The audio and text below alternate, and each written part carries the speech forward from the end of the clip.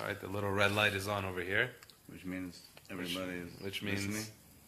yeah, it's live right now, and I usually give it about like a few seconds to make sure. Even though it's Verizon, it's always very slow. All right, everyone, good evening. Tonight, we have a very special guest on Talking Success. We all know Avraham, Yitzchak, and Yaakov, our forefathers. God was with them. However, even though God was with them, they went through, quite literally, the most difficult things a person can go through in life. However, they came out successful. They were able to weather through all the difficult times. And as it says in Pirkei Avot, as it says in Ethics of the Fathers, who is a chacham? Who is a wise person? Someone who learns from everyone. And this segment is always about learning and understanding different ways how to achieve success, of course with God's help, but how we have to give our own efforts as well. Tonight we have a very special guest, someone who is a very, very dear friend to my father, and someone who has done so much for the community. And of course, as usual, we don't give our appreciation and we're not as grateful as much as we should be. And that person is Rabbi Moshe Benzaqen. How are you, Rebbe? Okay, I'm okay, Baruch Hashem.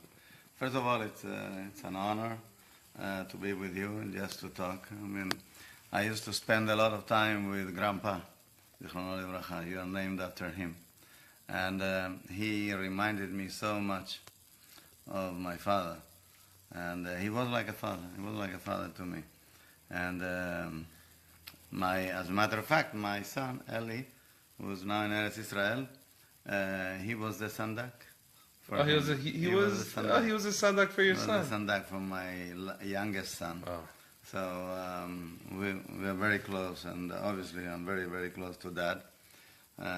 For me, he's like a brother, and we have a lot in common.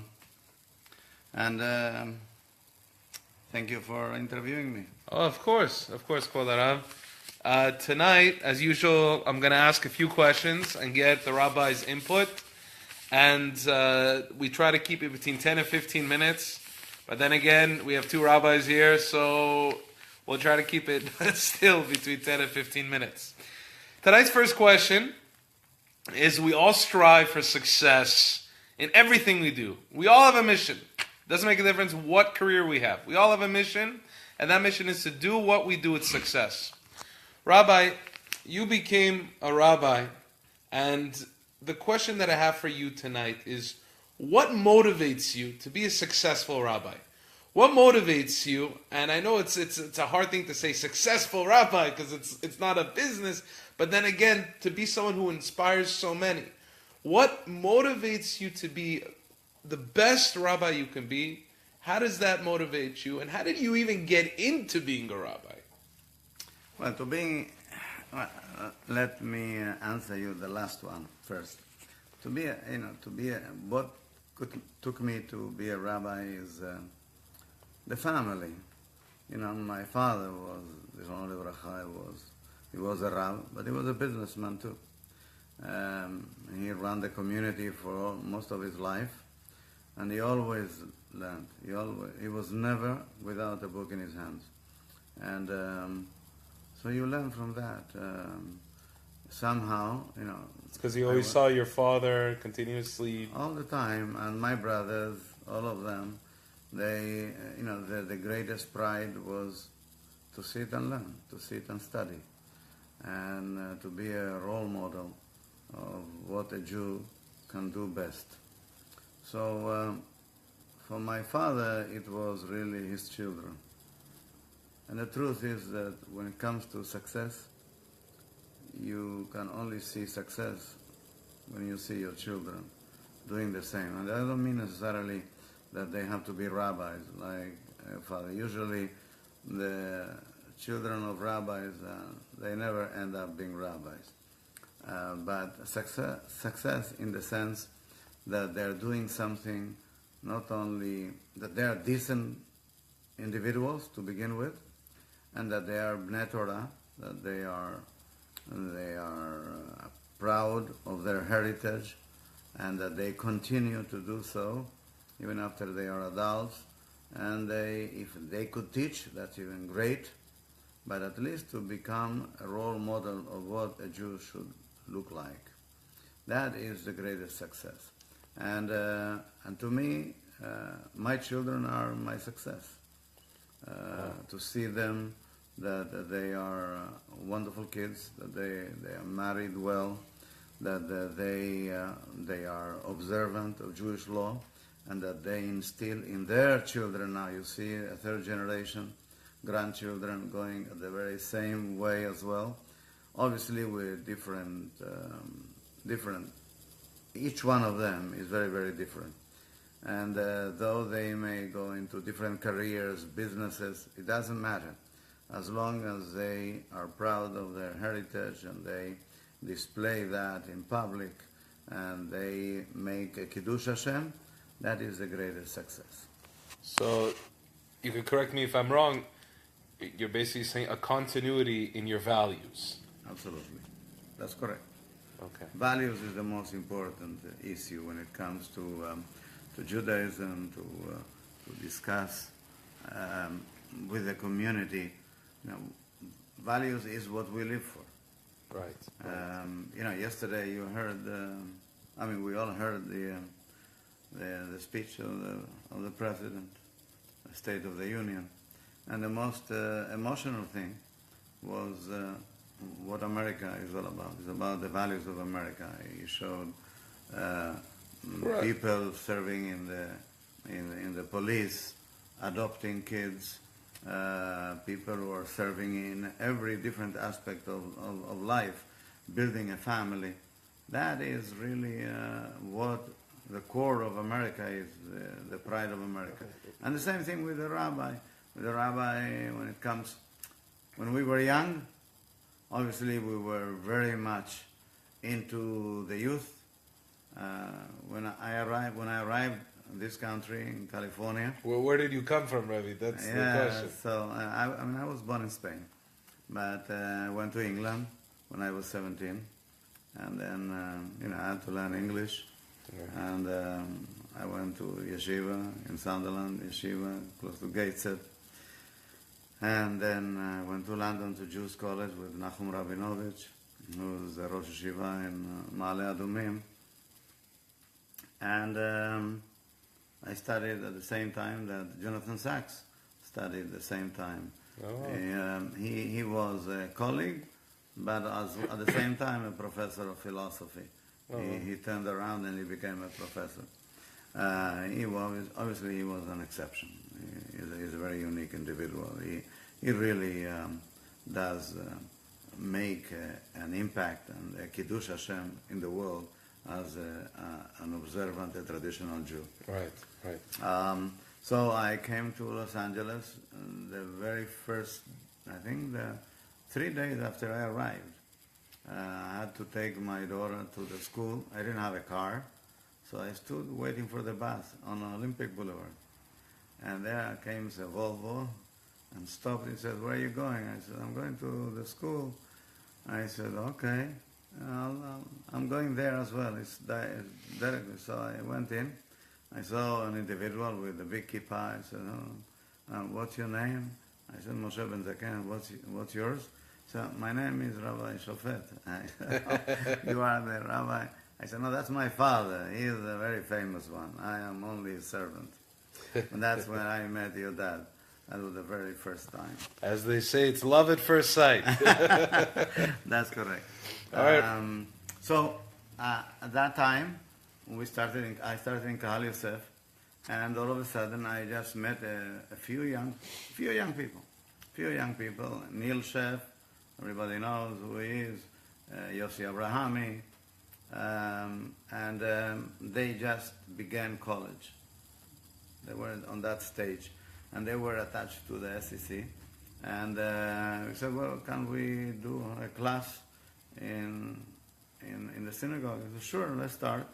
We started with 5-6 people, young people, starting every Monday, and after 4 or 5 years, it grew to 400 or 500 people. Wow. It was the Monday of the city, Oh, wow. and we had lectures every Monday, and it was an unbelievable sight in the city in the 80s, late 80s, and it was a great success. That is a great success for any young rabbi who comes to town and begins to really spread words of Torah and values. And this is without fundraising, right? Without fundraising at all. Well, I didn't know what it means to fundraise. The moment that I started fundraising, that's when everything ended up. That's when it ended. All right. Yeah. So, Rabbi, as another question that we have for you tonight is, was there ever a time where you thought, I should throw in the towel? The rabbi business is no good. How am I supposed to continue? What am I supposed to do? I don't think this is for me. Was there ever a time that you went through that moment like a rough patch and you just said, you know what, forget it? And if yes, how did you overcome it? Yes, of course. I think everybody, sometimes you have a moment of frustration and you have a disagreement with certain members of the board or in the Bet Knesset, and you feel really bad and you want to really throw the towel. And I did. As a matter of fact, it happened. And I left the synagogue. And I was, for 2 years, I was unemployed. Wow. I just ate we ate all our savings, whatever. And till, with God's mercy, we found another minyan. And that grew into another community in Beverly Hills. Baruch Hashem. But the synagogue, while it was good and it filled a gap in my life, I felt that I needed to do something else. That my time is not been really used to its greatest benefits, and I decided to go into education. And I saw a lot of kids leaving the Jewish schools because it's become extremely expensive. Right. And we needed a system by which we could really educate the masses, but not at such a terrible cost to the parents. Right. And we found a system, and it's in the works. We are already 6 years working, and Baruch Hashem, we are growing. It requires a lot of fundraising. There you go. That's right. It's extremely painful, but for the time being, we are still on. We have never missed a month of not paying, and, wow. And that in itself is a success. But we need to make it that it should forever. For many years to come, should be an established fund that will help the school to continue working. We need more than the funding. We need more students. Right. It's unfortunate that today kids they choose which school they want to go. So they go where their friends go.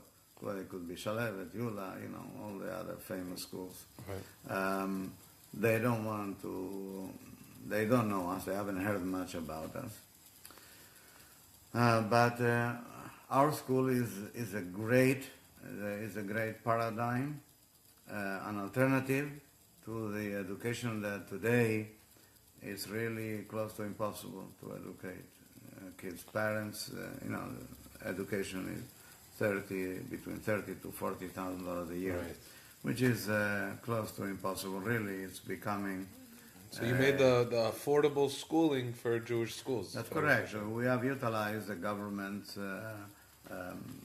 Subsidy. education subsidies, and we are giving them as great of an opportunity. It's basically even, I would dare to say it's even better because it is like an individualized education.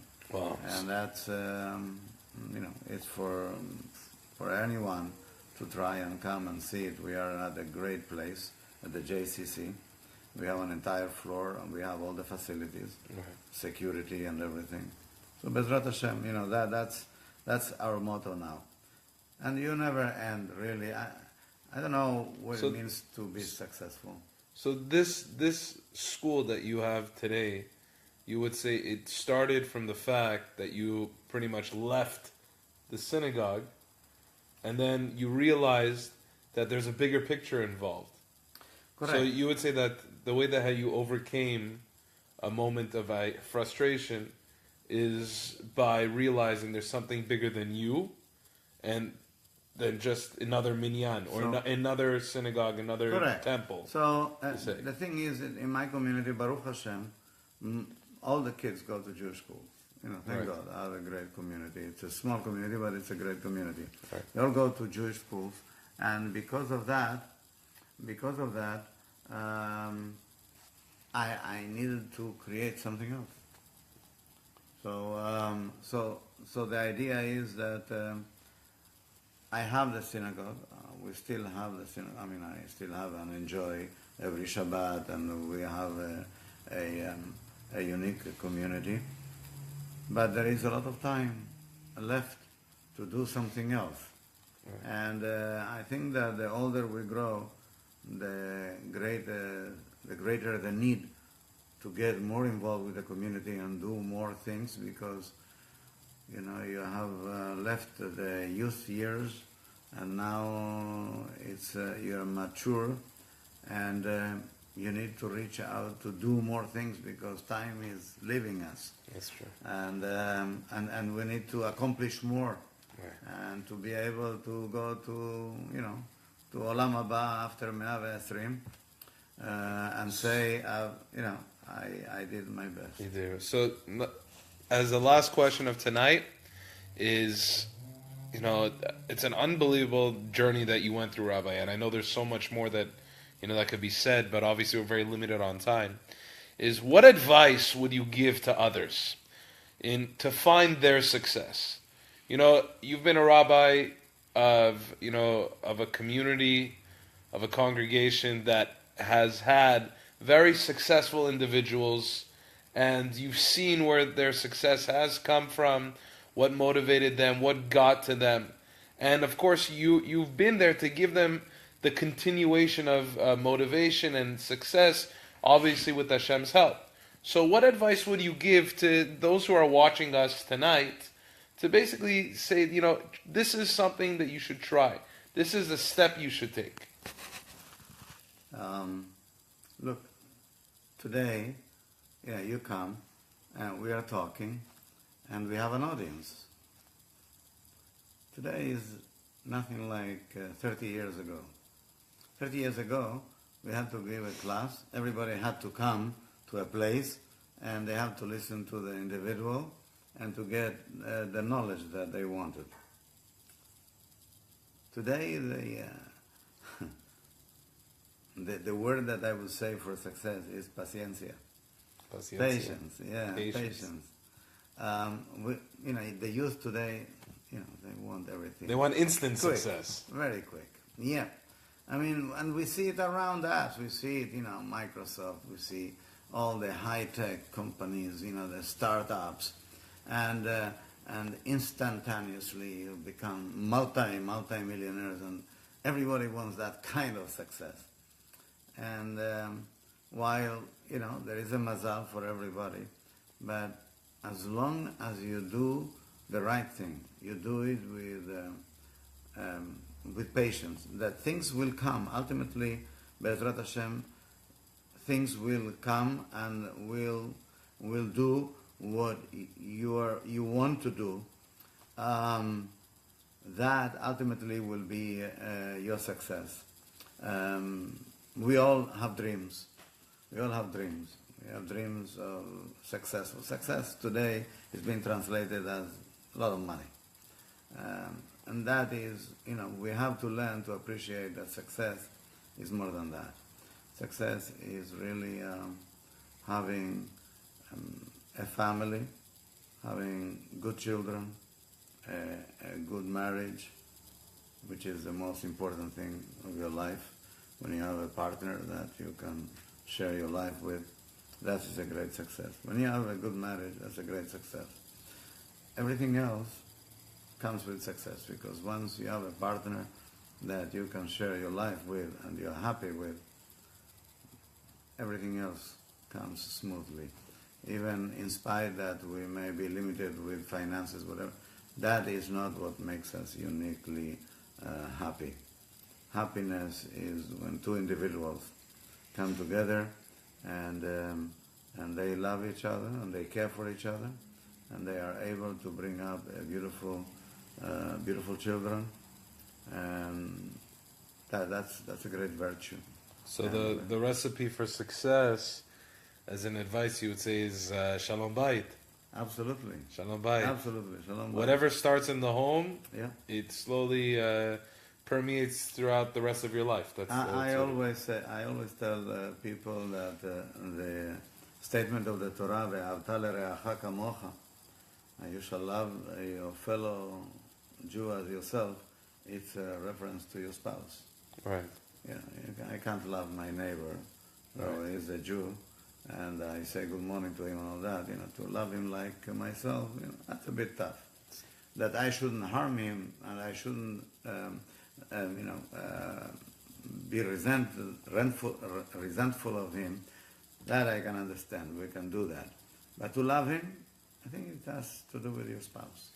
Right. And Bezrat Hashem, we hope that is really the only advice that I could give to young couples and to married people. That's the greatest success. Thank you, Rabbi. Thank you so much. Welcome. Thank you very much for tuning in. Tonight was a very special night for those who are just tuning in right now with Rabbi Moshe Benzaqen, someone who is really appreciated in our community. Please share this video, and we can learn a lot from the Rabbi, and God willing, please stay tuned for next week as well. Have a great night.